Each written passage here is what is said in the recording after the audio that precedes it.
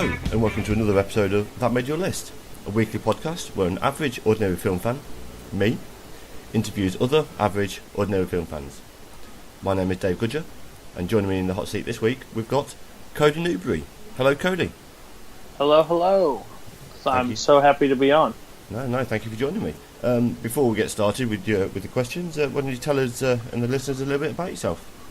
I live in the States. I am from Missouri, so not a lot goes on, so I watch a lot of film. I had the privilege of seeing some real terrible films growing up because my dad didn't always have the best taste in movies. So now I'm kind of getting on the train of watching actual good movies and getting to enjoy film. So I've seen...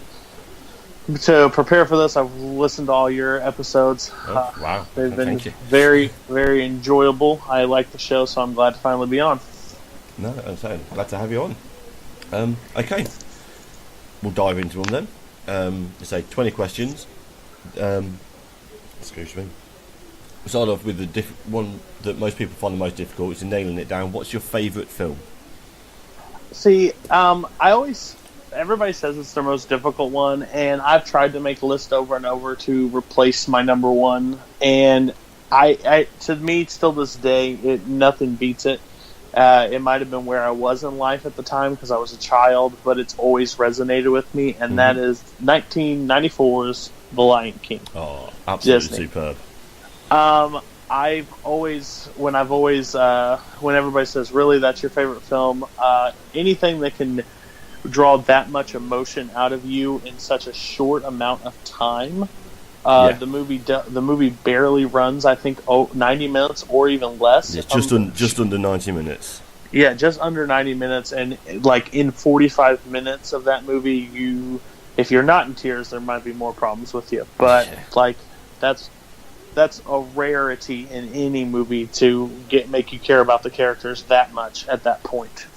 No, absolutely. I mean, it's Disney's Hamlet, essentially. Yes, 100%. It's a hell of a Shakespearean themed film. It's basically animalised Shakespeare, but the cast it's Shakespeare with fur. Yeah, no, absolutely, and the cast they got together a killer cast for it. Yeah, that's like, it's one of those things that you watch when you're little, but like I've watched it, and I've had the old VHS where it would just repeat, and I would sit there and watch again because it has so much rewatchability. That's why I'm really nervous for the live remake of it, because there's no humans, so I don't know how it's going to be live action. No, I think it's air quoted live action, isn't it? It's right. It's realistic animation rather than the draw. Rather than the draw, which is obviously the other one was. It always makes me laugh. The directors of this, Aliz and Minkoff, not directed anything of note, either before or since. I think they were Disney one and done, essentially. They've done TV episodes here and there. They've not worked together on anything else again. And they've got together and hit a home run. Yeah. And just like a lot of things, like Disney is, based most of their movies, especially around this time, were based on their songs. Yes. And that's what this whole movie is. It's song after song, but it's just Elton John and Tim Rice did just an amazing job writing this movie. Now I can't even think of his name. Wow. And Nathan Lane. Yeah. And just from Jeremy Irons to James Earl Jones to the whole cast, like, it's just, I can hear those voices, and it just takes me right back into how a movie can just bring you right back into your childhood. It's crazy. Absolutely. I mean, you say that they were built around the songs and such, but when a film has 3 films nominated for Best Song and wins from one of them, it's nominated for Circle of Life, Hakuna Matata, which I absolutely adore. That I'm hoping they managed to get that into the remake one in some way, I'm shape, with or you form. on that. But then the one that wins with Can You Feel the Love Tonight, I put that as the lesser of the 3 songs. But well, yeah. Well, that's the crazy thing. How they promoted the movie back in the time was it was literally the first scene of the movie. Yeah. It was Circle of Life, and that's all they played, and that was all you saw of the movie. And I remember I was going to the movie. It was still in my theater for like 2 or 3 more years. Like it had a crazy run time at that time. Yeah. It was still like one of those movies that stayed around, and like it may have been the same year, but it was Santa Claus was around Disney time, Christmas time, and my family wanted to go see that, and I drugged my grandmother to go see The Lion King for probably the 10th or 12th time in the theater. No, absolutely. It's a fantastic film. I mean, when I did my original list, this made my list as my favourite animated of all time. Nice. So yeah, it's one that I do love, and whenever I catch it on the TV, I will sit and I'll watch it, and it's one that's endlessly quotable as well. Brilliant, a great start. It's good. Moving on then. What's the last film that you watched? Last film that I actually did see, I kind of did this in theaters. I haven't really watched a movie since, but I did Avengers Infinity War. Okay, right. We'll stop people panicking there. We won't go into spoilers. No, I will not. I'm not any expert to dissect or tell you anything about this movie. Yeah. But I do highly recommend it if you've even watched any of the MCUs. But if you've watched, especially the 10 years, it's a hell of a movie. It's a movie. It's a movie. That is, it is. I know there's some people that have critiques for it. I walked out of it having none, because I know there's more to come. Yes. So I'll wait for my answers to be answered in the next one. But it was fantastic. How they made all those characters come on screen and tell cohesive storylines, and absolutely to introduce a villain and have his story pretty much fleshed out on screen for the first time, plus showing all those characters. Yeah, it was amazing, and it's the first time in a Marvel movie that I remember. Probably, I wouldn't say the only time, but like when Hela showed up in Thor Ragnarok, I was just like, whoa, this is somebody you don't mess with. Yeah. But when Thanos shows up on screen, it's just... Yeah, no, it's literally why I was so mad that they waited so long, but it was well worth the wait. Worth the wait. And so Marvel have had some kind of... one of the big criticisms of them was that their villains was weak. Yeah. But in the last 3 films, in Ragnarok, Black Panther, and then this, they really have nailed their villains down properly. Well, I think that's the case because they finally have their characters fleshed out to the most point. So now they can bring somebody. These guys have been on top for so long. Now it's time to bring them down to Earth. Because everybody says Loki was a villain, but he is, especially in Avengers. But like he's one of the group now, pretty much. Yeah. So you don't have that evil menacing, but yeah, it's just if you haven't seen Avengers Infinity War, which it's made over $1 billion already at this point of the recording, I don't know who hasn't, but I'm going later this week to see it a second time because there's just more I have to see and just figure out. No, absolutely. It's less than 2 weeks out, I think, or is it just over 2 weeks now? And it's already made over $1 billion. It knocked Force Awakens off the opening box office weekend, which I never thought anything would. I thought the 30-year return and the carry on from Return of the Jedi onto that, I thought that would keep that record there. But yeah, $258 million in a weekend is a hell of a result. And okay. I worked at a theater in 2015 when Force Awakens came out, and I said I just told everybody I worked with, I said I don't think this will ever be duplicated. Boy, was I wrong. Oh no, absolutely. Okay, yeah, we'll there's so much I could talk about, and I might have to do my own and tie in a couple of people and do an Infinity War spoiler talk podcast. I might. You probably I'll get some of that, but that'll be good. But we'll move swiftly on. What's your favourite action film or action adventure? Yeah, because I went more adventure on this one. No. And it's not because if I could pick the trilogy, I would, because I'm a big defender of Temple of Doom, and Raiders has a special, but I picked Indiana Jones and the Last Crusade. It's my favorite of the three, but when I say that, people are like, "Are you serious?" It's like Last Crusade's a 9.9 and Raiders is a 9.8. Yep. They're both fantastic films to me.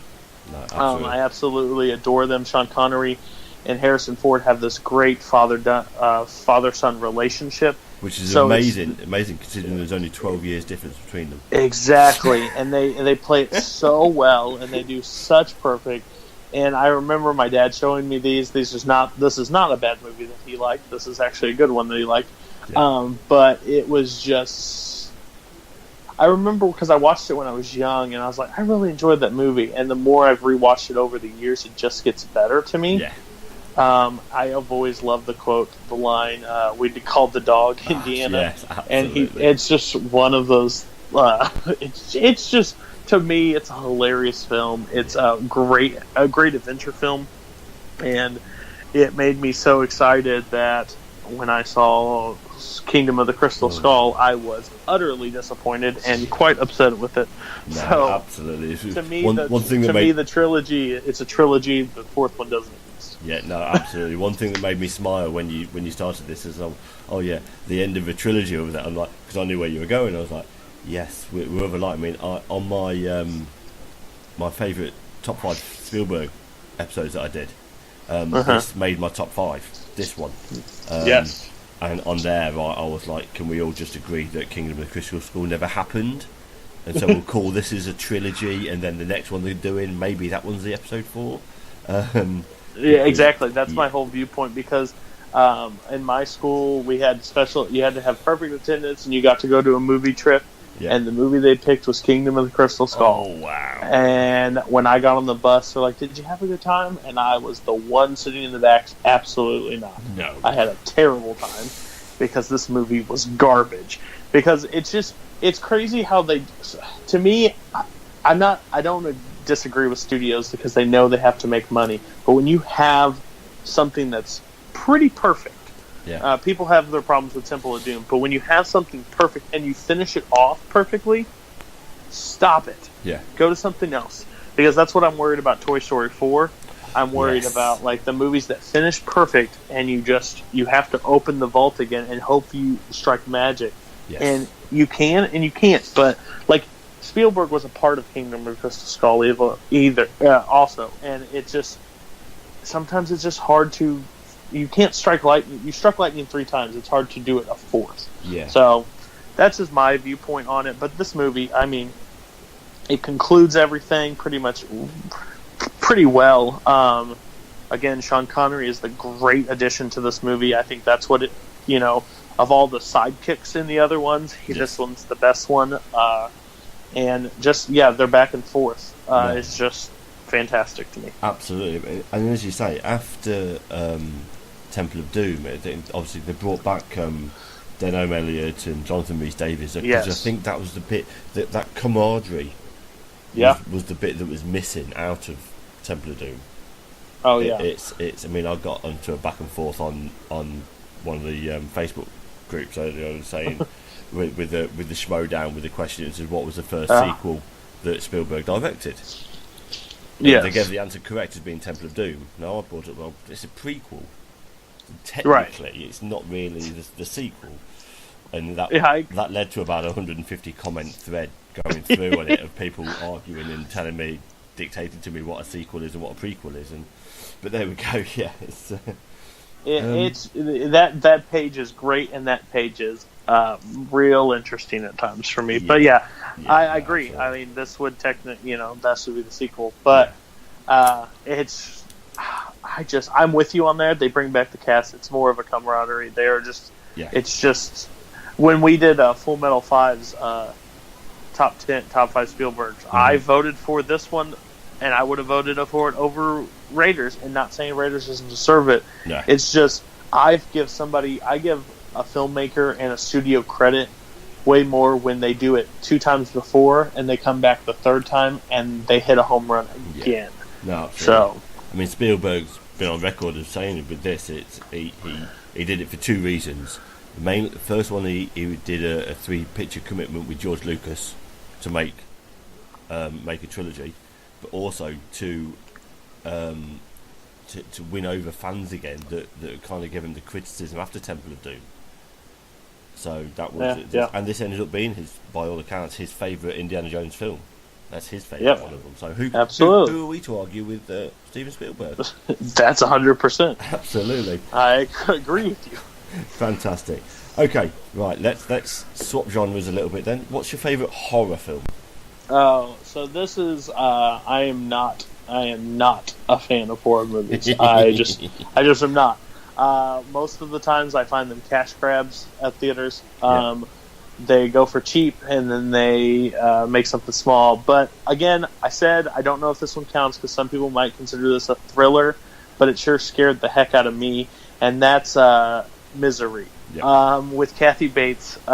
It's just, I remember watching this and being on the edge of my seat the entire time for the fright of what this woman was going to do to him. Now I can't even think. I'm drawing a blank on the actor that's James in it. Caan. James Caan. Just when he starts trying to do something, and she knows she's coming back in the house. Yeah. I think in all actuality, it definitely defines in that kind of horror genre. But yeah, it's just a terrifying movie. I have not revisited it because of certain reasons. I just don't like being scared that often. Yeah. So yeah, it would definitely be Misery for me. No, I'd be with you 100%. It's not. It's a horror film. Absolutely, I'd call it. It's psychological horror. Absolutely.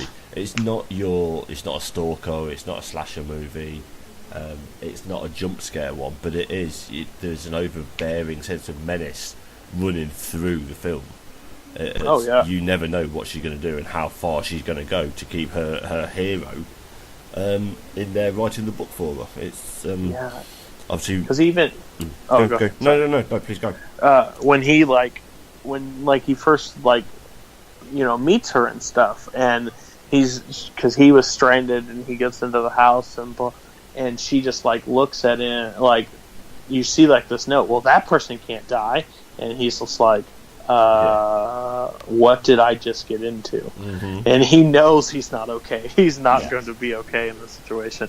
And it's psychological. It's haunting. Kathy Bates' close-up shots in that movie are just, I don't think when we think of actresses that are, fantastic in film, Kathy Bates sometimes does not get enough mention of how great of a character actor she really is. No, absolutely. She pops in a bunch of different things, even from Titanic, all the other stuff. She just has this presence on screen that she is just fantastic as a leading person, or even a supporting character. No, absolutely. I mean, obviously, won the Oscar for this film for Best Actress in a Leading Role. Yeah. And genuinely, I don't think she's ever been better. I mean, obviously, you mentioned the role in Titanic. She was also the lead in Dolores Claiborne, which Steven Spielberg wrote with her in mind. That's how much she had an influence on him when this was being filmed. But yeah, Kathy Bates herself, I don't think she's ever reached the heights of Misery.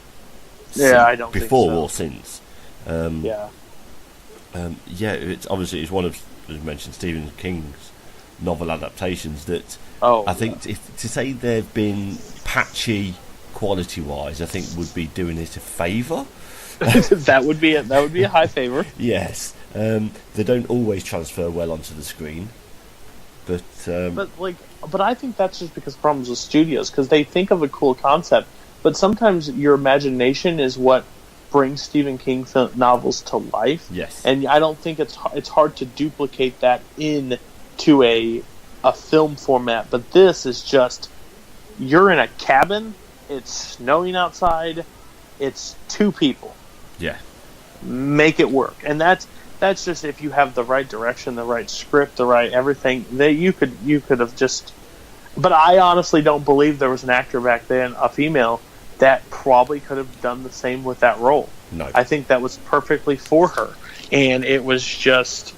I remember watching it and because somebody said you need to watch this, and I was like, I don't know about that because I'm not a horror guy, and I was like, because I find if I get scared from a horror movie and it's not like a cheap jump scare, you've done your job. You've done a well job. Because I sent you a backup, like I said, The Conjuring. Yes. Because I think the first Conjuring is utterly terrifying. I've even seen the second one. I just think those two movies are just well done in this realm. And I could have put Get Out, and I could have put the other ones, because I've seen horror movies that Quiet Place was very good.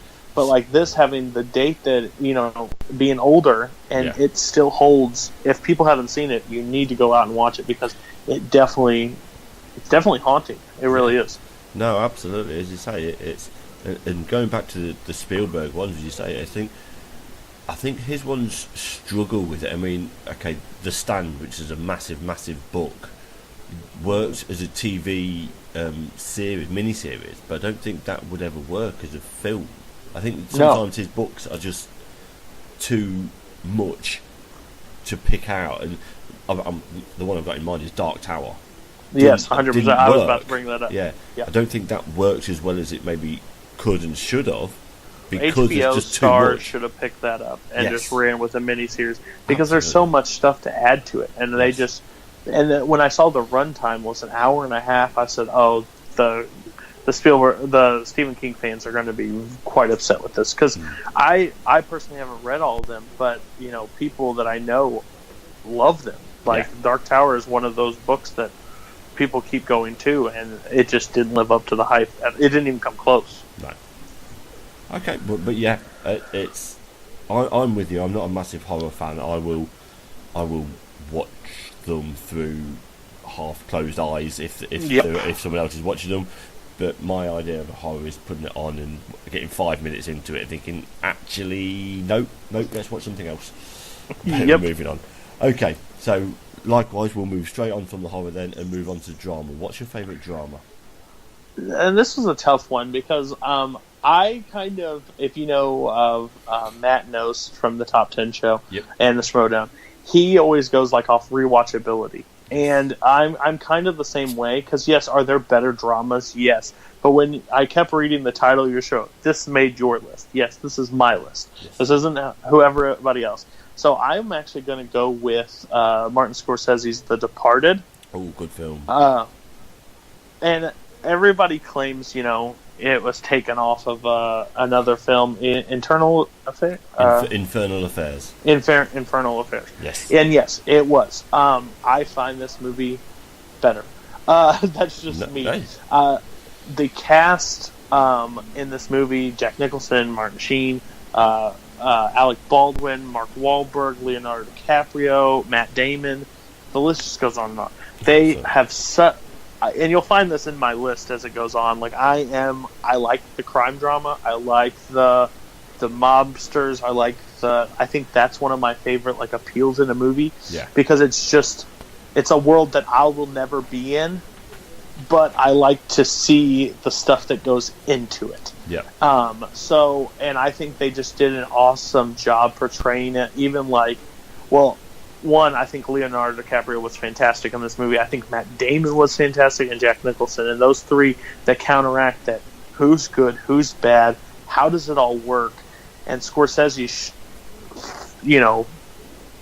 directing of this movie, and everybody says it was a lifetime achievement for him. And I 100% agree. Yeah. I believe that he should have won an Oscar many more times, and I'll explain that later in my list. Yep. But this movie is just...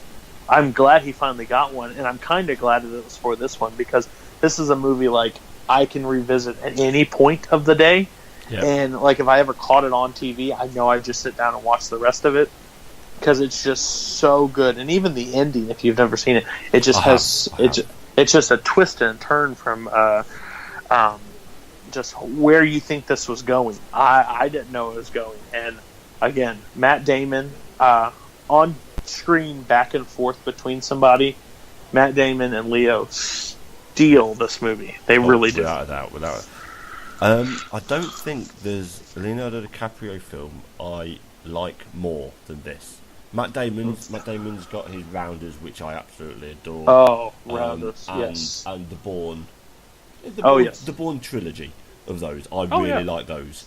And the first and the third of the Ocean's films I like. Mm-hmm. But with Leo, first and third, I'm with you. With Leonardo, there's Departed is for me by far his best film. But yeah, that's going off on a tangent with that. This though is the ensemble of it. I think is what makes it. As you say, Wahlberg is definitely hasn't had a better film. No, yes, this is his best film, hands down.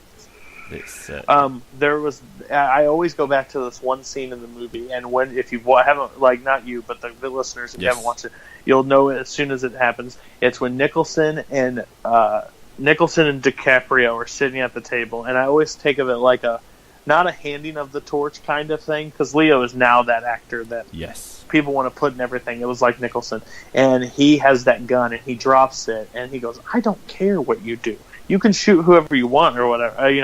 I wouldn't screw you. I'm just looking at these people who would take you out." And he picks up that gun. What do you got to say? And the tension in that room just takes a total different turn. Yeah. Like, Jack Nicholson is so close to the end of his rope at this movie, and Leo has been doing in this movie back and forth for so long at this point that you can just feel that they're both about to snap at any given moment. And it was just mind-blowing to me. The Patriots, Dropkick Murphys used the shipping up to Boston. They use it in this movie, and it's just it's just a great movie.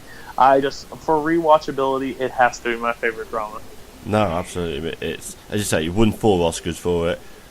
Yeah, we've been through this. Scorsese maybe should have won one beforehand. But it's essentially, it's a Lifetime Achievement Award. This one I've also mentioned before on, I think, my remakes, top 5 remakes one that I did. But yeah, it's. I think this was actually my number 1 for the top 5 remakes. So good. Oh, absolutely. I know when filming it, they had to, because it was being filmed in Boston. Mark Wahlberg is actually from the area. He had to tone down his natural accent, because he was in around his natural accent so much, it came up so thick that they almost that he needed to dial it back a bit, because they just couldn't understand it. It was, absolutely. They couldn't do it. They were like, because it's one of those things that hit so close to home for him, especially with this movie, and it's just that's what's like. There's numerous movies that are like those gangsters that set up in Boston. It's The Town. It's Four Brothers? Just Black Mass. Oh yes. Yeah. Was Four Brothers based in Boston as well? I believe so. Yeah, I believe so. I I'm not 100%. It may be Detroit, but might have been Detroit. I'm sure someone will put us right on somewhere on this anyway. Yeah. Let you know where you went wrong. No, absolutely. One final thing on here for me. It is the only remake of a foreign film to win Best Picture in the Academy Awards. Oh wow! I did not know that. Yeah, there you go. A little bit of nugget to store. Yeah, it will come in useful at some point, I'm sure. If I ever find myself in a trivia match, hopefully that's the one I know. Okay, right, we'll move on then. So, what's your favourite comedy? Favorite comedy? It's a tough one. As I look at this list, they're kind of bad. There are 2 that could go flip flop in mine. Yep. But I'm a huge baseball fan. It's my favorite sport. There's no question. I'm actually a Boston Red Sox diehard fan. Okay. It's just so the movie is Major League. Oh, yes. I find this movie so funny to me, because one, I watch a ton of baseball games every year, and just one of the quotes from this movie almost made my favorite quote movie in this list, but I had to pass it because it's between it and him and. When he finally looks at him and goes, it's Serrano. He's the big guy on the team, and he can't hit a curveball. He can't hit he can't hit a breaking pitch. He can hit fastballs. And he's praying to Jabu, and their old pitcher comes up to him and he goes, "You know what? You need to just take Jesus Christ as your personal Lord and Savior." And he looks at him and goes, "I like Jesus very much." And he said, but he can't help with curveball. And he looks at him with straight face and goes, "You telling me Jesus Christ can't hit a curveball?" And that line alone has always been one of those comedy moments that just is brilliant. It's just the characters in it. Charlie Sheen, Wesley Snipes, Run Like Hayes, I hit like Hayes and run like Hayes. Willie Mays Hayes. Willie Mays Hayes. The coach is one of my favorites. He's even one of my surprising favorites from Major League 2. I was hoping you wouldn't mention that one. No, it's not a great one. I will never even. It's not even probably a 5 on the scale of 1 to 10. No. But just his comedy in that one's alone. But when Roger Dorn, he's a third baseman on the team, and he pulls out his contract, and the coach just unzips his fly and pees on the contract like he don't care. Yeah. It's just back and forth. Charlie Sheen's from prison. Comes out of the penal pen to pitch for them, and they have an old catcher. It's just pretty much a story of them wanting to relocate the Cleveland Indians to another team. Yep. And one of the rising spots, I think it's Randy Quaid, if I'm correct. It might not be. That's the heckler in the crowd. I think it was. I think so. I'm not. Somebody will put it on here if I'm wrong. Yeah, no, but he is just so funny to me. He just yells throughout the movie, and they even have who's the announcer on that? Bob Uecker. Bob Uecker. Yeah, and he's drunk half the time. Yeah. And the other guy that's just quiet, he goes, "Call it, kid," and turns off his mic. It's an out. This movie, this is one of those movies I can pop in at any time and laugh. No, absolutely. Absolutely. I mean, it's not baseball's not a sport that travels over here this much. There's a small selection of fans that know the game, but we very, very rarely do we actually get it. You got to sort of apply for MLB TV through the PlayStation or Xbox to be able to get it at all with any regularity over here. The cool thing, side note, in 2019, the Red Sox and Yankees are going over to London to play a 3-game series. Wow. So it's kind of they just negotiated this week, so I think that's a pretty sweet deal. And I think they're looking to expand overseas. That wouldn't surprise me. Oh, yeah. Make it a proper World Series then, wouldn't it? That would be. That would. No, it's actually on another side note of that. I think it's my ex-brother-in-law is was once the head coach or one of the coaches of the GB Little League team. My nephew still plays on it. He's been out to Europe to play the European Championships for GB on the Little League baseball team. But sweet. But this film, I absolutely. It's very much the cast is very much of a late 80s, early 90s cast. Yes, it's Tom Berenger, Charlie Sheen, Corbin Burnson, Wesley Snipes, who is literally the epitome of late 80s, early 90s. Dennis Haysbert, as you say, as Serrano, who I would always remember him as from 24, personally. Yes, I love this film as well. I'm so glad that someone's actually finally mentioned it and brought it up.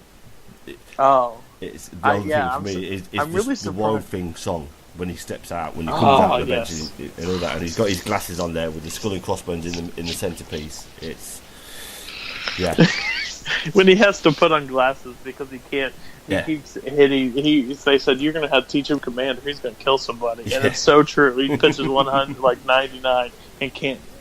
It's just, and that's the problem with the second one. They try to recapture that magic, and it's not the same thing. It's just not even close. No, I mean, I think was it Omar Epps who replaced Snipes? Yes, most of them believe came so. back, apart from Sheen came back, and I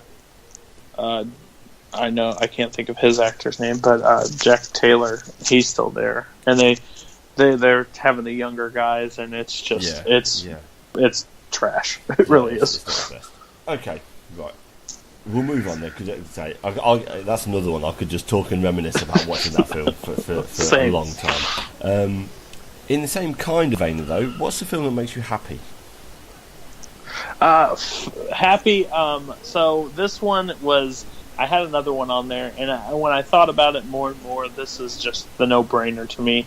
And it kind of, the reason I took the definition, like, happy, and I always think around Christmas time, and it's always everybody says The Christmas Story or something else, but I always put in Christmas Vacation. Yes. It's just so good to me. And people argue, and I understand their criticism, but I like this one better than the original Vacation. And again, it's not any particular reason why. I just think the jokes land a little bit better. Yep. And they have the addition to Randy Quaid in this one. Yes. And he literally kills this movie. When he comes in and when Clark says, drive me off, leave me for dead. What'd you say? Nothing. And then he comes out and says, shitter's full. Clark, that line, it's just... The in-laws in this movie, like the parents of Clark and can't think of the character's name, but the wife, they just literally can't turn on the lights, and they're just struggling, and they're half asleep, and the kidnapping and bringing the mom, the boss to the party. Because he says it, I want that guy delivered right here, and Randy Quaid goes, "All right, I'll go get him." Like. Yeah. It's just comedy at its best, and it's just around that time of the year to laugh, and you're around family, stuff like that. It's just good. It's a good film. No, it's really funny. No, it really is. As you say, there's everyone's got their own sort of ritual when it comes to the holiday period there of the films that get watched. This is one that's, I'm looking now on my list, I can see it up on my list there. It's in amongst Arthur Christmas, Muppet Christmas Carols, White Christmas and Home Alone. That's with this one is kind of, that's the rotation of films that get played in that period. They are staples. There's absolutely nothing you can go wrong with it. It's nothing that, like, Christmas Story is one of those that is too, but Christmas Vacation has the benefit of not being played 24 hours on repeat every Christmas. It might be 48 hours now of Christmas. I don't know where it's at, but it's just that movie, like, again, very funny, but I've seen this one less now, and the jokes still hit for me why Christmas Story is just But, like, when I think of, like, family sitting around, cold outside, you don't want to go anywhere, you pop on Christmas Vacation, you go with the Griswolds, you go on this little trip, not even a trip, it's just home, and it's just this, and it's just one of those funny things about this movie, like, the kids keep changing, and no one ever picks up on it, no one ever says anything, they make side jokes about it, like, it's just, it works, and that's why, like, again, when the new one came out, why? Why do you have to ruin something? Like, that's just bad. That one's just bad. No, absolutely. There are some films that don't need a remake. The Lampoon ones, they're funny because they're of a time, because they're the 80s and everything else. Trying to put 80s, remake it and put modern day humour into what was essentially 80s jokes, it's just never going to work. I just don't get. I just don't get that. That said, I watched Clue for the first time this morning, and I absolutely adore it. That is one that I'll be watching time and time again. It's so good. So good. I got to the end of it, and I was like, okay, let me just fan recast for a remake, because that, as good as it was, that I think can be remade. Oh yes, it can. And I've thought that the exact same thing. That's one of those movies that can, because the problem with these movies is they try to go too big. Like Vacation it's a cross family road trip. So what do you have to do in this day and age? You have to add sexual humor. But that's not one of the funniest points of Vacation. Yeah, the girl's driving and winking at Clark, and she just goes off, goes off the road. No, and he just continues on.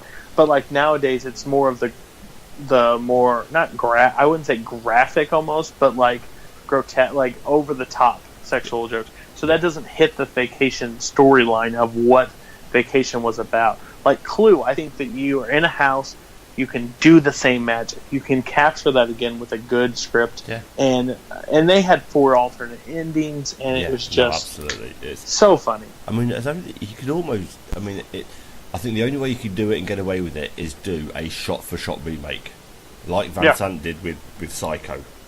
God, I can't believe that's been mentioned again.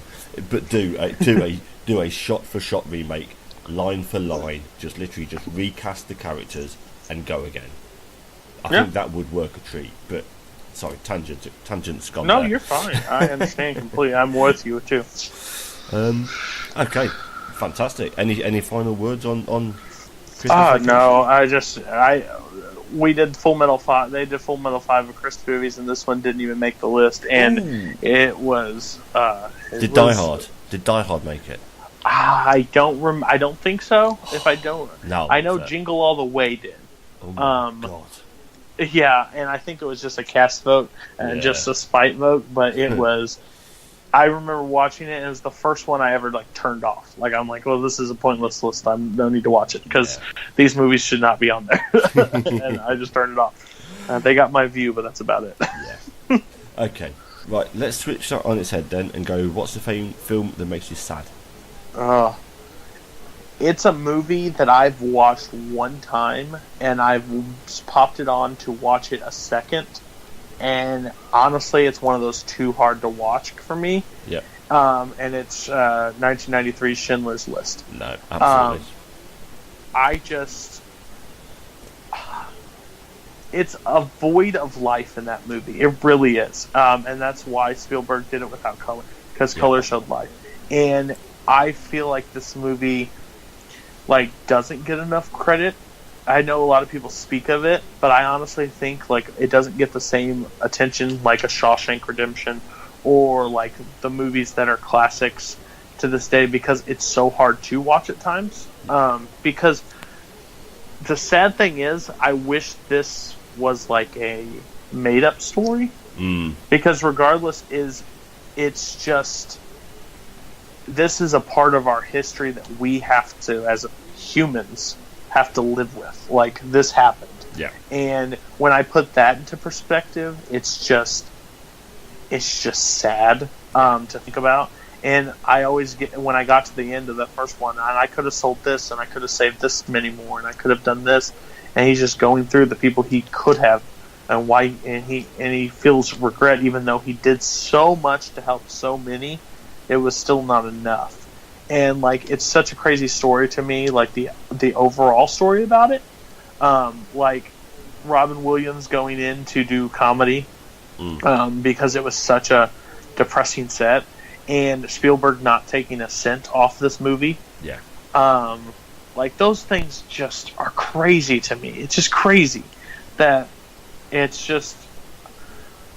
There's a reason why I didn't put Spielberg as what I'll just spoil it. I did not put it as my favorite director. Yeah. But there's a reasoning behind it, and it's more for viewership, I guess, for you, because it's just he is the man. When you think of a guy that has changed film forever, he's it. I know some people there's a few that I've heard that say Spielberg's overrated. Those just I think he's underrated because of the stuff he can still pull out of his hat. Yes. He's 70 years old, and he just did 2 movies in practically a year or two. He's just a beast. Yeah. And this movie is. Now, I don't say this movie is the best of Spielberg, just because when I think of that, I have to go off rewatchability but this is his best, but it's not his, the most watchable. It's definitely his most passionate one. Yes, most passionate. Yeah, that's probably a better one. So this is one. As I say, I watched Clue this morning. Last night I watched Dunkirk for the first time. I've got this list of films from this podcast that have missed. It's a black hole for me. Schindler's List was the one that's very first up on there, and it's still on there. I've still not seen it. Oh, okay. I've got the DVD, and as you say, it's one that'll be a one and done. I know a lot about the film because it's such an important film that I've read about it, and I've read Spielberg interviews that had mentioned it and everything else. I will get round to watching it, but yeah, I've got to. But see, that's something that I don't. So if you meet somebody and they say, I haven't seen Back to the Future, or they haven't seen Jurassic Park, or they have, that's like what are you doing? Yeah. This is a movie that I completely understand by anybody's stretch why they haven't watched the film. Because it stayed in my queue on Netflix, and I even rented it at one point and could never put it in. There's probably another one that I could have put on there because I'm a very big proponent on I think everybody should be, but this is just like anti-racism. Like that's just something like that I just don't stand for in my life at all. Because I've always said, like, if you're still racist in this day and age, then there's something wrong with you. Because it's just ignorance at this point. But like I put 12 Years a Slave in. And watched 12 minutes of it and turned it off because I couldn't get through it. The acting, the overall, I know it's not real, but I know it was real. So, like, that's why this movie, like, I don't blame anybody for not watching it. You have to be in the right state of mind. You have to be able to pay attention to everything, and it has to probably never be played again. There's some people that can watch it a lot. I know the importance of it, but I just physically couldn't make it through the second time because I know how good it is. I just don't need to rewatch. If you're a film fan and say you've not heard of Schindler's List, then that's something to have a go at. If you're a film fan and say, you know what, I just can't sit myself through it at it, then fair enough. Because there's movies that demand your respect. There's movies that you can put on background noise, and there's movies that you can like catch bits and pieces if you pick up your phone. Like this is a movie that I think demands 100% attention. Phone away, everybody doesn't come in and disturb you, and you just watch and just see what the magnitude of this movie is. And to think like it came out in '93, like he did something so crazy to take the color completely out of the movie. Like, no, it will not be in this. Like, especially with it when you think of his work companion on this one, he was editing Jurassic Park while he was filming this. Right? Yes. That is. He did so much fun and so much pain in the same year. No, absolutely.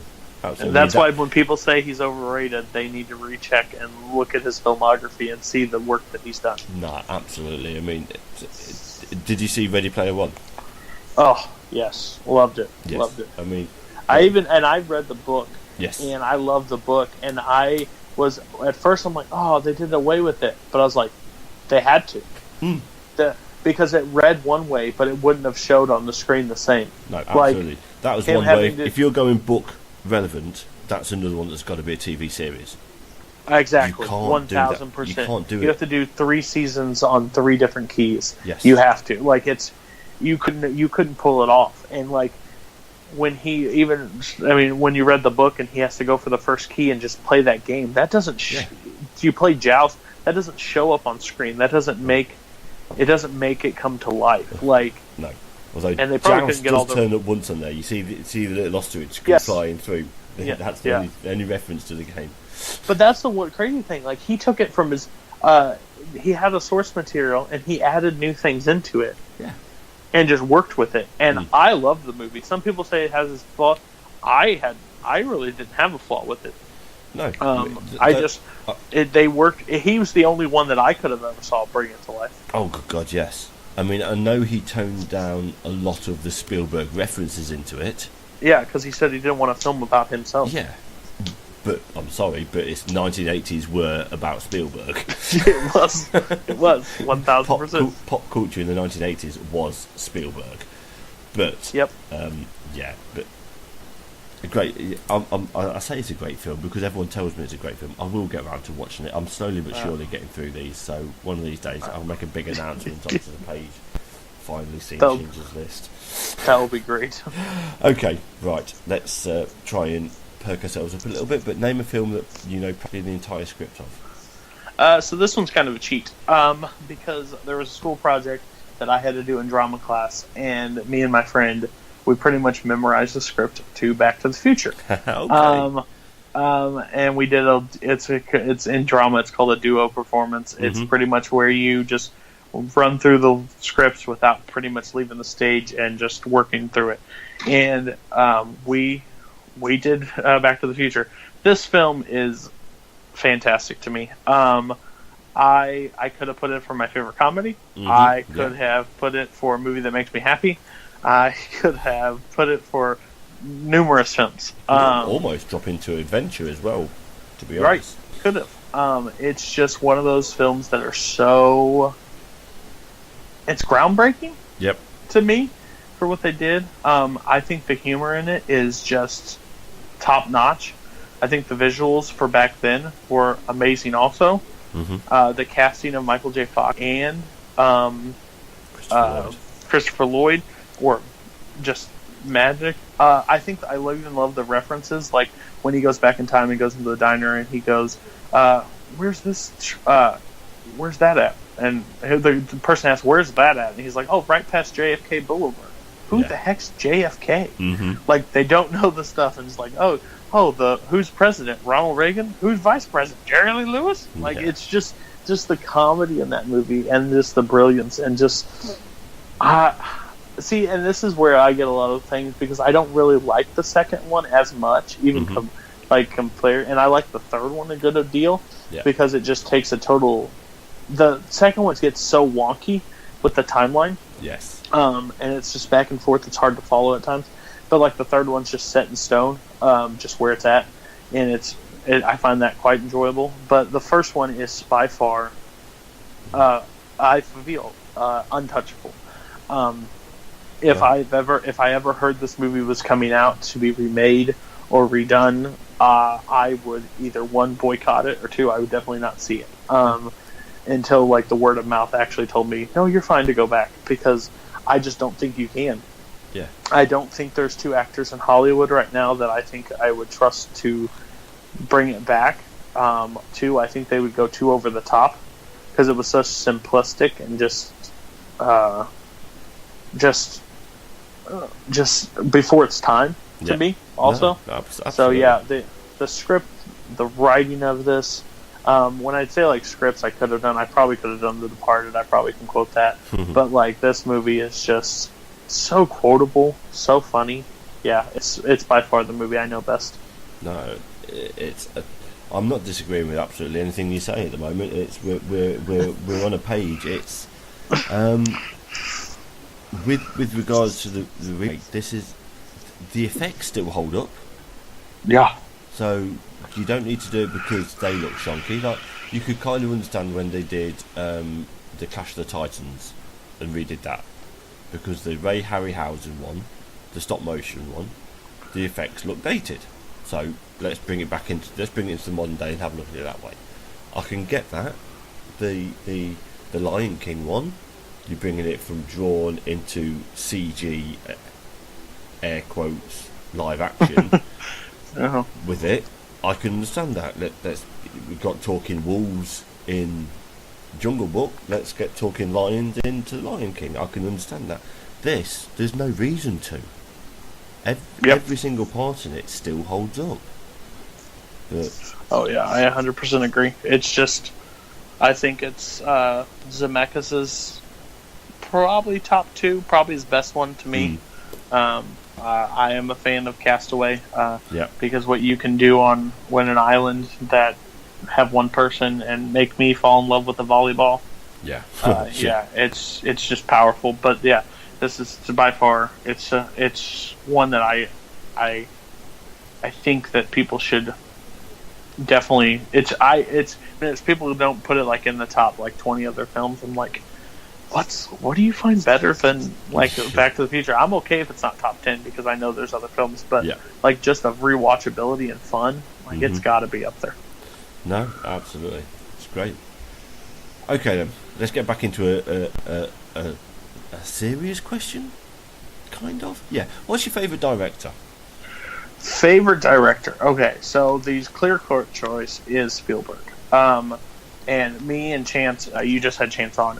Me and him have talked about Spielberg. I was on his Spielberg show. he is it. But just pretty much, it's a tie if it is one, and it probably leans a little bit more towards Spielberg. But I go with Martin Scorsese.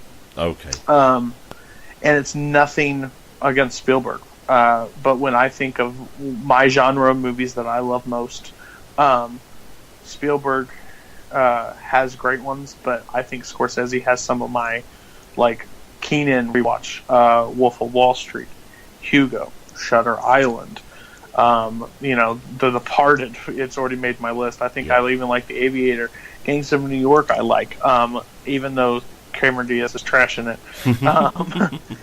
Raging Bull, Taxi Driver, Casino, Goodfellas, like Cape Fear. Like, the list goes on and on for me. And he has been one of those people that have been doing it for a long time at this point. And I mean, if you think about it, like, even go back and stuff, like Taxi Driver in 76, and then to still, like, see a Wolf of Wall Street come out and still be a great movie. And even Silence. I love Silence. Yes. It just took... that one's demanded some patience from you. It's just he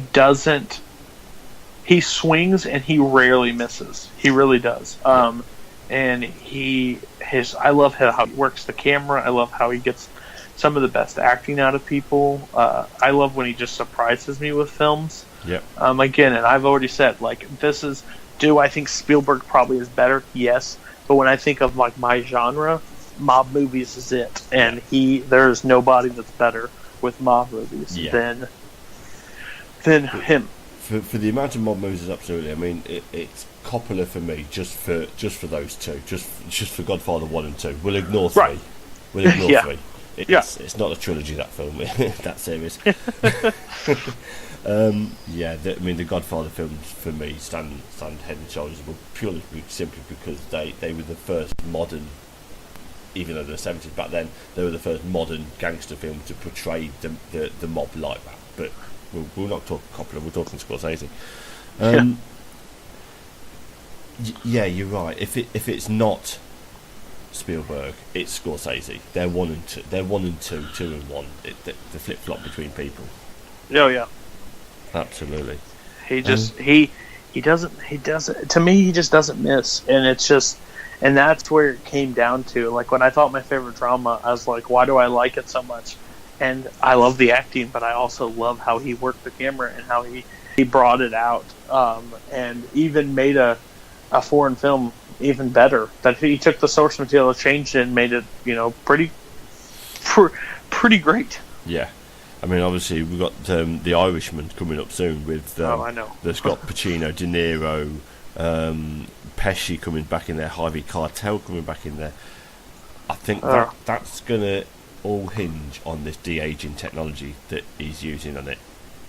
If that hits, then this could well be another Goodfellas on his hands. Yeah, that's always but that's what I was thinking. Like, he doesn't miss, but if he does, it's going to be on this one. It just because there's a lot of factors going into it. So has De Niro still got hit? Because he's been a little spotty recently. Let's face it. Yeah. Pacino, I think Pesci's pretty much stopped, hasn't he? In recent years. He's done. Yeah, he's done. He's been done for a while. Yeah, but so he's coming back. I mean, if the cast can dial into it again, and this technology that they're using doesn't look too jarring, I reckon it could well be one for it. But okay, moving on. What's your favourite film from your childhood? So I'll make this one of our shorter questions. I already said it. It's The Lion King. Oh yes. I messaged you. I said, "Can answer be for 3 questions?" And he said it's happened before. Absolutely. It's basically known as pulling a Woodburn now. Yeah, Dark Knight. Yeah. Yes. But this is one that, again, I've already touched on, so we don't have to go into depth. But if I think of my childhood, there's no movie that compares. It's Lion King. I think I went through like 4 or 5 VHSs before VHSs went out. I've also been known to just buy like different versions of it, even though I have it. They just went digital, so I bought that one because I don't have it digitally. So that's one of the reasons. But yeah, this movie just I can sit here and say everything I just said, but yeah, it's my favorite movie. It's definitely my favorite film from my childhood, and it's so rewatchable. Okay, no, brilliant. As you say, everything that needs to be said has been said originally on it, so we'll move swiftly on. Now here's one that's I thought originally might have another one on there, but what's your favourite animated film?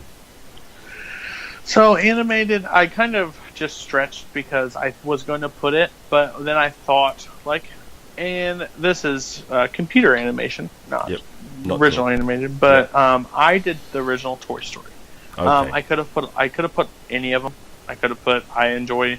Chance kind of has the same thing as me. As I always say, another Pixar movie is my favorite, other that doesn't have the name Toy Story in it. I find the trilogy fantastic, but my favorite animated is Toy Story. Yes. And I think the first one is just because it started it. The third one is one that rips my heart out pretty much, because if you think about it, okay, so I'm 27 years old. I'll give my age away. I'm 27, and I started this. The original came out in 95. Yes. And then it followed by 98 or 99, one of the two. 99, and then 2000. 99, and then took a break. And 2010 was when I was graduating high school, and it kind of took me full circle, like giving my toys away, growing up, getting away from that, moving on. And it was just, this whole trilogy is just fun, heartbreaking. It's Pixar's, crowning achievement, I think. Oh, good. I feel bad that they are opening it back up, because there you could have just put a story there. Yeah, you could have put a bow on it and just sailed it off into the sun, because it was a perfect. When somebody says what's the perfect trilogy, I honestly believe it probably is Toy Story. Yes. Because it's just it doesn't miss. The first one has so much heart. You introduce to these characters. You feel the regret of. You feel the replacement of Woody, thinking he's getting replaced by the character, by the person that he loves most, by this new shiny object, and wondering where does he fit into this equation, not realizing that they can coexist together. Yeah. And he was the leader, and now maybe there's a new leader, and he has to give it that mantra. But then he has to bring Buzz back into the fold, and because Buzz loses it because he can't actually fly. Yeah. And he's thought something his entire life, and now both of the worlds got flipped upside down, and it's been duplicated, but it's never been successfully duplicated. Because even Secret Life of Pets that came out not too long ago, they almost did the similar storyline. Two people that don't get along went on an adventure, came back together. It just doesn't hit. That's why I think when you think of the best franchise, the best company, Pixar almost holds that record, because they don't miss often, and when they do, it's normally a sequel. Yeah, it's normally a sequel. Good Dinosaur is probably the only one I can think of that's an original that just didn't live up to the hype that I wanted. Visually, it's beautiful, but Toy Story, in a nutshell, is a fantastic movie, and it's my favorite animated. No, absolutely. I mean, so this came to me. I'll tell you, I was 20 when this came out. Okay. When the original came out, and it hit me the opposite way, brought me back into the childhood. I remember having a toy, and then look, shiny new toy, and old toy gets pushed slowly but surely to the bottom of the toy box. Yep. And I had vivid memories of that, and it hooked me even then, but way back then, over half my life ago. It is a perfect trilogy.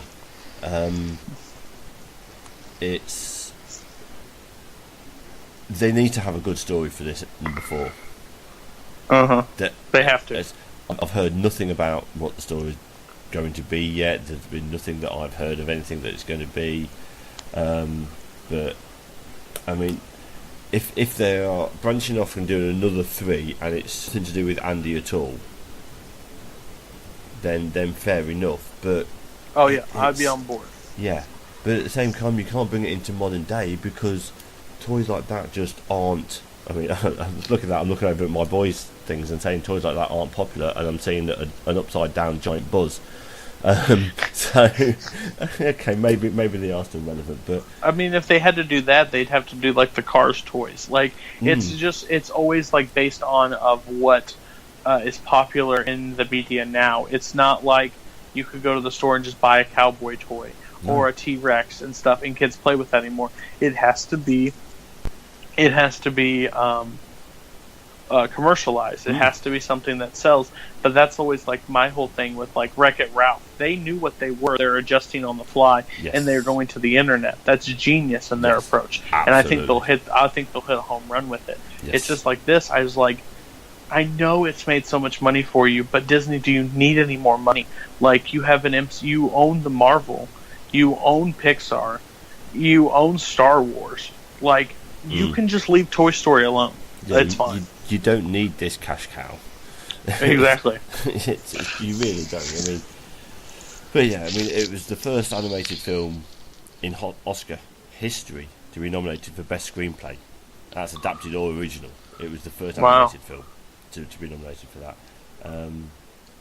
Yeah. But you have to look at it. You were 20 when you watched it, and it caught you. Yes. I mean, there are people that over and over say that Pixar is not just for... Because, like, I'll be that person that I will have to go see the Pixar movie in the theater because I'm that person. I know it was made for children, but it's also going to grab me. Like, it's always... Inside Out's one of those things that breaks you to the core. God, like, it really does. It's just... It has that rare quality of a movie. They have a rare quality of a studio that they know how to bring a fan base in, and it doesn't matter if you're a kid. It doesn't matter if you're an adult. They have something in there for you, and that's rare to do in a franchise, in a studio. I mean, they're incredibly smart. They know that, okay, the kids will want to see the film, but they know that it's at least one parent is going with the kid to watch the film. And if that parent is then likes that film, they are more likely to spend the money on the toys and the merchandise that goes around it. Right. So these films, I don't think there's a single one, apart from the Pixar sequels, that are aimed at solely children. They are equally adults as well as kids. I mean, so much so. I mean, the in Sid's house, the carpet in Sid's house is the exact same pattern is from the Shining Hotel, the Overlook Hotel. Yeah. That's something like that. That's not there for the kid. That's there for the adult who's taking the kid to pick up on. They know what they were doing. They released it in '95 and didn't send the final one out to 2010 because they knew who it would resonate with. Yeah. They knew that the people growing up would now be going off to college and growing up too, and they know the struggle. And I cried in the theater like 3 times watching Toy Story 3 because it's just so relatable. Yeah. No, absolutely. Okay. So many of these films I can just sit and talk for. Me too. That's the problem. Time and time. We'll move on. We'll be determined with this. What's your favourite quote from any film? Favorite quote. So this was a tough one. I was like, I didn't want to do it like side conversation. Like I wanted to do it straight from one character. And I'm a football fan. I played football my life.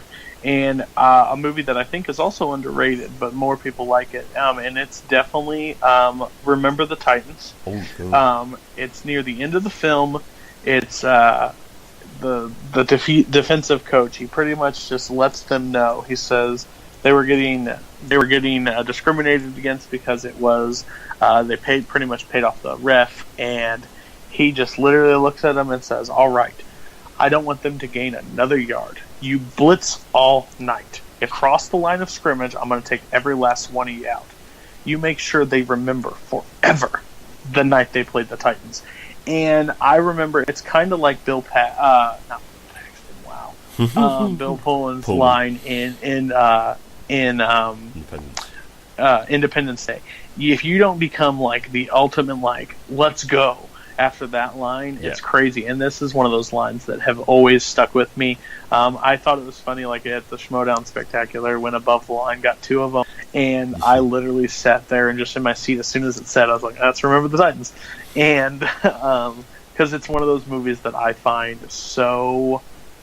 Well, again, I've said it before. I'm not the most. I can't say that, but I am so anti-racist. It's not funny. Yeah. And this movie resonates with me on that storyline so much. And again, it also will follow in my next question why this movie resonates with me so much. But it's one of those, and I could have pulled many quotes from this movie because I find this movie it's so educational. Yeah. But it's got so much heart. And like when I say this, and some people like don't realize that Disney put this one out because they don't resonate that Remember the Titans is a Disney movie, but it is. It's 100%.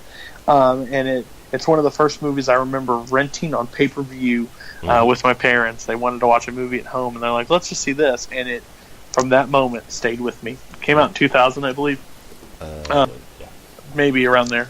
It was close. But it was so... Release dates are not my go-to. But it was such a great movie. The quote gets you pumped up, and then the montage that shows in a football movie, it's crazy how good it is. Yeah. Okay. No. Fantastic. Let's say. Moving on then. We've got a thing this might tie into that one then, as you said. Who's your favourite actor or actress? Oh, favorite actor, actress. It's got to be actor, and it's got to be Denzel Washington. Ooh, good choice. He is one that sells a movie for me, regardless of how it is. Yes, he doesn't have... they're not all good, but he is one that always picks a good script. I think he picks it with the greatest intention, and any Denzel Washington movie that I've seen, I've never walked out and said, he was the problem in that movie. Yeah. It may be the other characters around him, the other stuff. This man is dynamite in everything that I've seen him in. Even from Fences, where him and Viola Davis, even if it wasn't for everybody, the movie just pops off screen for me because those two just go back and forth and have such great chemistry on screen. Yeah. Remember the Titans. The Equalizer. I didn't think that. Great. I wasn't expecting that kind of performance. That kind of film from that. Not even close. Just amazing. But there's 3 movies that always will sit there. It is Malcolm X. Yep. Glory. And Training Day. Okay. Those 3 of his just put all of his all into that movie. You could just see it. Yeah. Still get choked up at Glory when he gets whipped, and that single tear, just the acting in him. How he didn't win an Oscar for Malcolm X is really surprising to me. Yeah. Because I think he definitely had the best performance. He just sells movies that sometimes I wouldn't go see myself. That maybe doesn't appeal to me, but I hear his name, I always think I'll give that one a shot. No, absolutely. I mean, it's the first one of his where he kind of it's when I first really started getting more into film was mid-20s. I'd always watched them, but kind of really got into them. So it was sort of like around sort of Philadelphia and Pelican Brief, but Pelican Brief was the one that first got my attention with it because I was a massive John Grisham fan. Okay, yeah. And the book obviously that it's based on with Pelican Brief, I'd read. I was like, I've read this, but I know this story. I watched it, and that got me. And then obviously, which got me going back and watching a couple of the older ones. Mo Better Blues is one that I love that film. Just the music in that as well. Just really brings me with. Excuse me. But then as he went forward, it's the really understated ones. Fallen. I watched that time and time again. Bone Collector again was another one that I've read the book of and really enjoyed that. He played Inside Man. Yes. Man on Fire. Like, there's just some that I can just name because I'm we'll thinking, wow, like name his films. Yeah, because that's the problem. Like, I rarely think of a movie that I walk out of like he was the issue in the movie. I just don't think there is one. I think he brings everything, and he's at least the most watchable on screen. No, absolutely. And I think you're the first person to mention him as well. Well, Denzel, hear this podcast and let me meet you. Okay. Oh, don't give me ideas like that. Okay, we'll crack on then. Here we go. The two most controversial one here. Oh, yes. Yes. We'll start with the first. What's your most overrated film? Oh, if you're ever going to get just views because of people just wanting to rip me apart on this one, I am okay with it. Okay. My most overrated movie is Mad Max Fury Road. Don't worry, you're safe, because anyone's going to throw the abuse at me because I agree with you.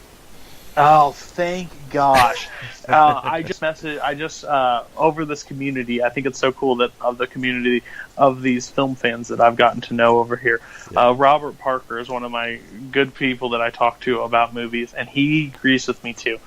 Everybody went crazy for this movie. I worked at a theater, I saw the trailer, I said, pretty cool. I went to see it. I walked out of it, I saw it with my brother.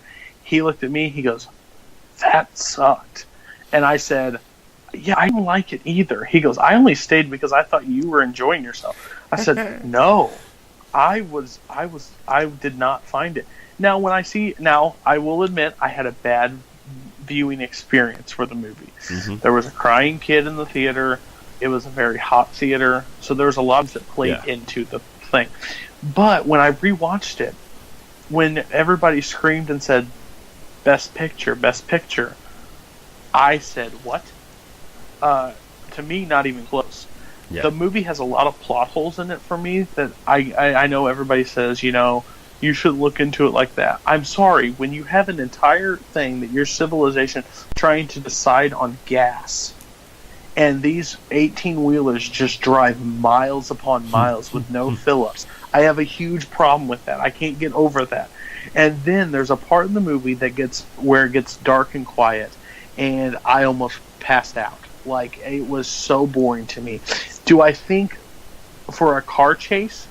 Fantastic. No question. Yeah. The visuals are great. The movie is just but I need something more. And people love this movie. They adore this movie. Some people say it's by far one of their favorites.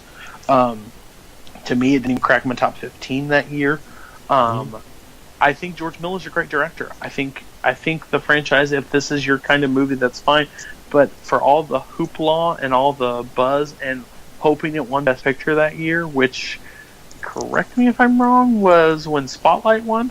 I believe so. Spotlight was a better movie, to me. It just was, especially with the subject matter that it attained and the acting performances in it. I just thought it was better. I also kind of like The Revenant. I don't know if The Revenant was the same year, but it didn't grab me. It still hasn't grabbed me. I don't get the hoopla, because I think there's other movies that have done stuff more revolutionary. Yep. That people can talk about, and this movie just is apparently everybody's. Well, have you seen Mad Max? Yeah, but I don't find it as appealing as some do, and I think it's highly overrated. No, it's my problem with it is I'm like you. I just don't get it. I think. Yeah, I just don't. It's not a Mad Max film. It's Furiosa's film. It 100% is. If it had been renamed as being Furiosa, a Mad Max film, then fine.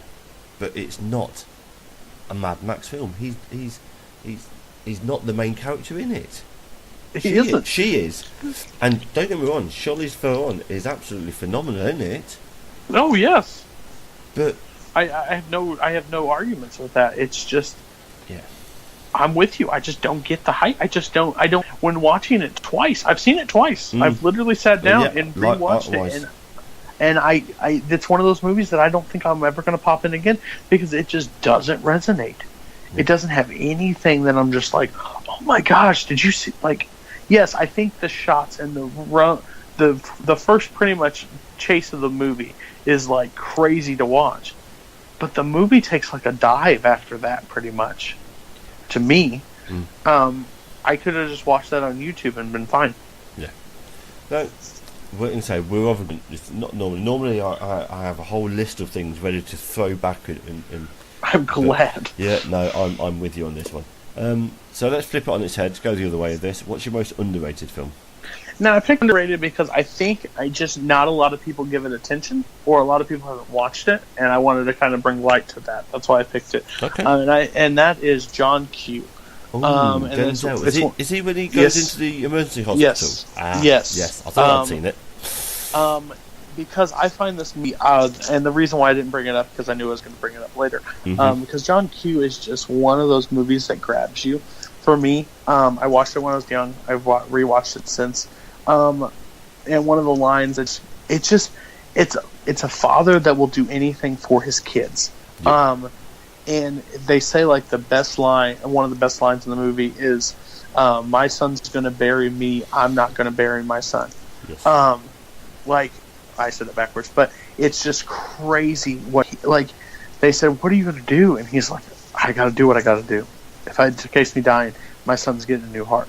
Like, it's just no question. Like, and I mean, if you haven't seen the movie, it's about a kid. It's mom and a dad, and his son's playing baseball, and he goes down and he has a heart problem, and he sits down with the doctors and the thing, and they say your insurance doesn't cover it, and he worked all his life, and he has to be put on a waiting list for a heart, and he's saying just because he doesn't have the money or the correct insurance, that they're just not going to be able to perform the operation, so they're just going to let his son die. And Denzel Washington says, "Nope, absolutely not happening." Yeah. And he pretty much holds up the hospital. And it's a whole thing of like a threat to survival, so his son can live. And it's so heartbreaking. It's just a good Brit movie for me, and I feel like more people should definitely watch it because it's one of those underrated movies for me. No, yeah, it's something it's one I've seen. I watched it a long while ago. I remember the parts of it. I remember you used to say that the kid collapsed. I remember going into the emergency ward and then everything going from there. It's one I probably should be, and I probably would rewatch it if I ever saw it come up on the rotation on the film channels. Oh yeah. But yeah, no, it as you say, I'm underrating it because it's not one that I can remember too much about. So it's like even on Rotten Tomatoes, it says it's a 23%. I don't see it. Maybe that's somebody else. Maybe they just don't like it as much as me. I mean, again, I'm kind of that defender of Denzel. I just think he's amazing in it. Robert Duvall's in this movie as well. So I think, I mean, they just if you watch it and you think it's terrible, that's fine. Yeah. I just think it needs more views because I think his performance in it is really well done. Yeah. No, absolutely. Okay. Right, name a film that you like that no one would expect you to. So this one was a little random because I said it earlier in the show that I don't like horror. I am a big fan of Saw 1, 2, and 3. Okay. I don't like the rest of them. I think they switched to what they were. But I find the second one probably the most suspenseful and freaky to me because Tobin Bell, when he just the character of Jigsaw is one of the most creepy and interesting characters out there. As he talks to Donnie Wahlberg the entire time, like, yes, just listen to me, just watch the game, and your son will be in a safe place. And he just doesn't he tries to do his own thing, and it's always just like the little things that you find. And I think the first two, at least, when the ending happens, you're like, what? Like, oh my gosh, this is so freaky. I do find it too gory. I find it a gore fest, but Just that's what I don't like about the film, but what I do like about the film is the dialogue between, especially that character Tobin Bell, like Jigsaw. It's so creepy, so just methodical, and like you just have to hear him out, and everything would end up fine for you. But when you try to do stuff yourself, that's when you have problems. And it's just creepy. And a lot of people, when I say it, they're like, "What's that?" I was like, "I actually like the Saw movies," and they're like, "Wow, I didn't expect that." And it's just something about that movie. Yeah, no, it's one of I've watched the first one, loved the first one because I think it was so completely different to anything else that was around at the time. Second one I remember watching because I remember Wahlberg being in it. I don't think I've watched any of the others. Yeah, and you probably shouldn't. It goes downhill. Yeah, they do something weird in the other ones where they pretty much kill off Jigsaw. Spoiler alert, but I'm trying to save you from bad films. Yeah, apparently he's coming back in the new one though, isn't he? There was a new one, and I just stayed away from that. I don't know what happened with the new Jigsaw movie that just came out, but I just stayed away. It's just the movie is just. It just goes downhill because they kill him off, and they should have kept him going if they're going to keep it going. But it's really well. The first two are really well done.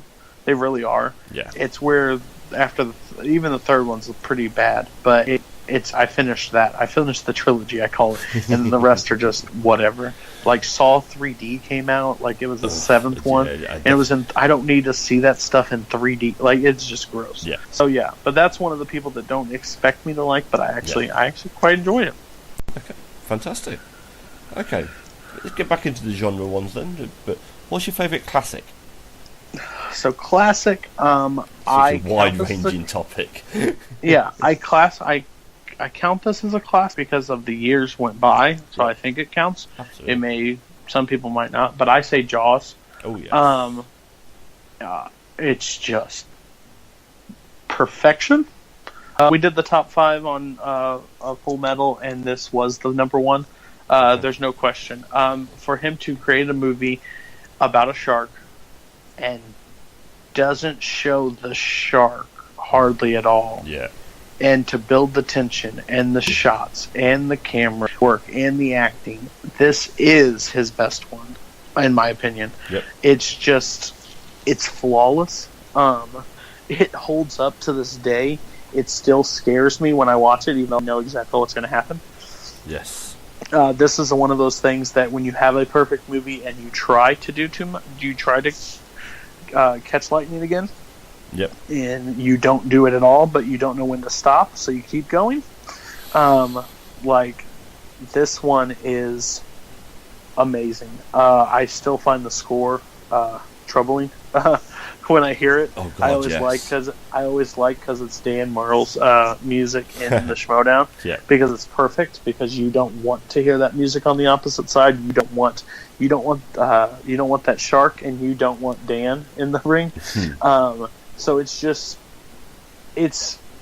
I put it here because it's one of those things that definitely holds up over time. Like, it doesn't feel dated at all. No. I always like it when it pops up in references. Like what I tell people, the only time I laughed at that new Ghostbusters movie, and it was a very slight chuckle. It's when the person calls him you're like the mayor or in Jaws. Yes. You don't care about this city. It's so accurate and so true. Like how they're just trying to help, and it's when you think of Spielberg, like this is like one of those first movies that I go like pops right into my head. Yes. No, as you say, it's quite possibly. I mean, I heard another one getting into it as it, but this is for me. This is the original summer blockbuster. Oh yeah. Someone I can't remember. It was one of the podcasts I listened to called The Godfather as the original blockbuster. This though, I think is the summer tentpole blockbuster starting. I think this would just bring more people in the theater than The Godfather. Yeah, especially back in the day, because I mean The Godfather is. I'm with you on that. 1 and 2 are perfection on screen. Yeah. But it's one of those things that doesn't have mass appeal. Yes.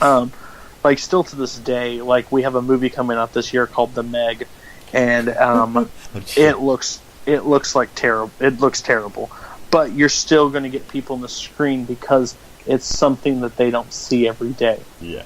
So you're going to get people, and when Jaws came out, you'll guarantee there are people flocking to the theater because it's a shark movie. Like, I want to see that. I mean, it's as you say, you don't see the shark much. 4 minutes is on the screen for. Yeah, exactly. 4 minutes in a film that's. I mean, I can't remember the. It's 2 hours plus, isn't it? I believe so. It's. Yeah, I'll look it up. But it's and your main antagonist is only in it for 4 minutes. It's something that's never can be duplicated because that's insane. You can't tell me. Yeah, it runs an hour, 124 minutes. So yes, over 2 hours, 4 minutes. Yeah, and the 4 minutes is shark. Yeah. So you have 2 hours of just seeing a fin and seeing a tail, and and you see nothing else, and you're still on the edge of your seat, like. And you've seen shark movies come out, and they cannot even come close to what Jaws is. Oh, absolutely. Won 3 Oscars: Best Sound, Best Editing, and Best Music. That John Williams, obviously, for that. Yeah, well deserved. Yes, he was doing the orchestra, the Oscars symphony, in the orchestra. He was conducting it that day, that night, even. And when he had to run up from his pulpit there, run up on stage, collect the award, give his speech, and then run back again to go back to conducting for the rest of the evening because he was on duty that night as well. That's fantastic. The shark itself cost $250,000 per shark. And it didn't even work. Yeah, it got into the salt water and stopped working. There was three. They made 3 of them. One that was open from the left-hand side, one that was open from the right, and one that was open from the bottom, so they could get people inside and moving it around each time. Yeah. And he literally made it work. Yeah. And didn't just make it work. Plus, this is his second film. Yeah. Like, you don't come out and in your second plate appearance and hit a home run like off it. Like, it just happened. Yeah. Like, he crushed it. And that's what some people don't give him credit for. Like, you don't normally make pretty much your best piece in your second performance. No. As I say, this one is definitely where the law of diminishing returns comes in. Yes. on the sequels. It's Jaws 3 things on our TV, one of our TV channels at the moment. Oh gosh. Yeah. I told my eldest is 11. He's like, oh yeah, it's Jaws 3. I was like, no, don't do it to yourself. Just don't. Save yourself. It's no, brilliant film. Okay then, we're nearly there. Nearly there. What's your film with the best soundtrack? This was a tough one for me because against popular opinion, I really enjoyed The Greatest Showman. I thought the music in it was fantastic. Not seen it, so I can't give an opinion. Yeah, but it's a great soundtrack, great upbeat. I think the music's good in it. But I went for a little bit of a film, one that was probably one of the first films I remember watching, and that's Singing in the Rain. Okay. It's just not just alone on the music. I think it's just a great film. Gene Kelly. This was the movie that sparked my interest in musicals. It's one of my favorite genres because, if done well, they tell a perfect story. I think it's really hard to tell a story through music. Yeah. And this movie does a really good job. I think "Singing in the Rain" is probably one of the best written songs for movies ever. Okay. Especially in 1952, I believe. Again, somebody can put all the dates that I got wrong on the bottom of this and correct I'm sure there are plenty of people around that like to put people right on stuff like this. So so like "Singing in the Rain," it was for the shots that it was done. and the rain and just all the stuff that went into it. Great, make them laugh. Good morning. Like, those songs are just so iconic, and for it to still hold up all these years later, almost probably 67 years later, it's still as fantastic to me. It's definitely pretty much, everybody compared it to like La La Land when it showed up. I'm sorry, La La Land could not lace Gene Kelly's boots in this movie, because this movie was a real love letter to Hollywood and its music and musicals at the time. So I find the music engaging. I watch it when it's raining outside, obviously. It's like one of those ones I'm like, you know what, I can put this on, and it's the music's very uplifting, very fun, and Gene Kelly is one of those rare people that you have in a lifetime on screen that I think he just does an amazing job throughout the movie. Yeah, no, it's one that, I'll be honest, I've seen the video part of the clip of it when Singing in the Rain's on there. Yeah, I don't remember too much of the rest of the film, if I'm being honest. Oh, that's all right. I mean, it's entirely possible that all I've seen is just the clip of the song. I would definitely watch it. I'm kind of those people that, not saying I don't like older movies. That's not me. But they're somewhat past those points. They don't connect with me as much. Yeah. Because they're hard to, because that was a different life and time that we live in. So I don't see eye to eye on all those movies back then. But there are some back then that just still don't miss a beat, and that's definitely one for me. So I highly recommend watching it. I think it's fantastic. No? Okay. Right, here we go. Penultimate one, and one that generally falls into one of, I think we've had 3 different answers. We've had Star Wars, we've had Jurassic Park. Yes. But what's your favourite film franchise? My favorite film franchise, it's kind of changed over the years, because I was a James Bond for the longest time. Ooh, yes. I love Bond. I still would have said this, but I put it in who hits always. And I kind of wish I was now that I'm thinking about it. I don't want to change on the fly, but am I allowed to change on the fly? Absolutely, by all means. Okay, because I was going to say MCU. Yep.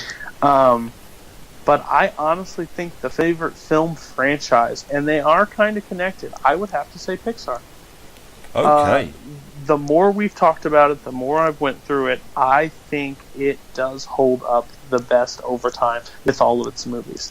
Yes, there are flaws with their sequels, and yes, but I also think with the MCU, there are flaws in their sequels. Because I think though Captain America gets better over time, I think Thor 2 was rough. I think Iron Man 2 and 3 were rough. I think Thor 2 being rough is a kindness that's not really deserved. I think Avengers 2 is not as great. I think Guardians 2 missed the mark as well, especially with Guardians 1. I like it still, but I say Pixar, because if you think about it, Toy Story, Bug's Life, Incredibles, Finding Nemo, Up, Inside Out, Ratatouille, even the first Cars, which is not my favorite, with Coco that just came out that blew my mind. I thought that was just so revolutionary, and to make me care, and to even have me on the edge of a seat when the villain appears, it's just they don't miss to me. So I 100% say my favorite film franchise is no longer the MCU. It has to be Pixar. I cannot disagree with you at all. Yeah, it's just. I'll say that I can't argue with your choices for it. It's not my personal favourite, but there we go. It's not mine. It's your list. As I say, that's the best thing about it. Sometimes that's the best thing about the show. Sometimes people turn around and tell me that certain films are overrated, and I'll maybe fire back a little bit. But when it comes to something like this, it's not. I don't think, actually saying that, someone else has. I think it might have been Dan Allen came up with Pixar. Someone's definitely mentioned it before. It's just if you rank slate of films, Yep. and you compare them, I honestly, James Bond I love, but there are a lot of misses in James Bond, and it's pretty much the same character, just redone. Star Wars definitely has a gloomy misses in there. Lord of the Rings, you can no longer say just Lord of the Rings. No. The Hobbit does exist. I do enjoy The Hobbit more than most, but I also wish they would have done 2 films. Yeah, just 2. It didn't need to be 3. Yeah. MCU misses on some points. They're not 100% perfect, but I do like their films, and that's why I was going to put it. Yep. Jurassic Park, I disagree with. If anybody says that one, because I find maybe 1 to 2 watchable. That I don't like. But yeah, Pixar across the board have won a perfect trilogy. Yep. I honestly think they're going to squash the sequel problem with Incredibles 2. I honestly have hopes for that movie. But over success, quality, movies, I have to say, without a shadow of a doubt, it has to be Pixar as the best MCU movie. Best film franchise. Yeah, not best MCU. film franchise. Yeah. 19 films that they've brought out on them, not including the likes of Planes and such like, which were, as far as I'm aware, straight to DVD or straight to streaming. Yeah, there's side quantity. Yes, Pixar does not officially put them in. They were kind of in the Cars universe, but not really in it. 4.8 billion they've taken. That's a hell of a return from 19 films. I mean, you're up about. I mean, okay, MCU's the top one on the franchise money now with I think 6.5 billion their franchise has taken now, but it's more than Star Wars. Okay, fair enough. There's a lot more films, but correct. But yeah, I mean, as you say, they've got the perfect trilogy in there. They've got one that's got a really good sequel. Finding Dory is a really good film. I really enjoy that. I mean, I think it's their highest box office. Finding Dory for Pixar. Yes. Yeah, I know. At least domestically, it is. Yeah, they've got a really good sequel. They've got a really good prequel with Monsters University. It's just, and even if anybody argues, if they miss, like I think the Cars movies don't hit for me as much as most. Yeah. But they're also, those ones are kind of a little tight for kids. When you put Larry the Cable Guy in anything, I think you're going for more laughs than anything. But overall, the list of movies, The Return, they have way better movies than some of Disney's animated. Yeah. Because animated, they have a lot of misses on them. But it's just that with Toy Story, even Finding Dory, I enjoyed Finding Dory for what it was. Yep. Moana was revolutionary for what they did, but that is Disney technically. But like they're in the same ballpark that they can bring those stuff out in both kind of films. I even thought Wreck-It Ralph was Pixar for a while, but it's just under the Disney brand. Yes. But like it's crazy that this is one that just puts the nail in my head. The Pixar shorts are so good, and it's a movie on top of a movie, and they tell such great stories. I'm the kind of the person that Up should have been a short instead of a full movie, because that first 8 minutes is just heartbreaking. Yes. It just kind of, the movie doesn't hold as much weight for me at the end because of the talking dogs and stuff like that. It gets a little weird, but that beginning, I think that's like one of the best shot in movie history, the first 8 minutes. So, yeah, when I was looking at it, we were talking about Toy Story, I was like, I think my thing is changing. I really do. And it definitely did. No, absolutely. Fantastic. And we are done. We're done. Thank you once again to this week, Cody. Thank you very much. Thank you. Just off the bat, thank you. Another thank you and a shout out to Shay Watson and his band Princip for donating the first 10 seconds of their song Merry Go Round as the intro to the podcast. Thank you very much for that. Just remind everyone, we're on iTunes and Podbean, so please download the episodes, follow the Podbean feed, or subscribe via iTunes. Rate and review us, please. It really, really does help, so I can know sort of who's out there and who's listening. If you fancy being in the hot seat yourself, then you can email the pod on thatmadeyourlist@outlook.com. We are on Twitter with @thatmadeyour, and we also have our own Facebook page with That Made Your List, where you can find all the old episodes as well as a pinned post of the questions asked. So please get involved on the post. Tell me if I've been harsh, or if you think that Mad Max Fury Road really isn't overrated. Come on, we'll take you on that one. Please don't be rude. Be a bit polite to us. Okay, so over to you, Cody. Have you got anything you'd like to share? Any pages, any feeds that you want to give a shout out to?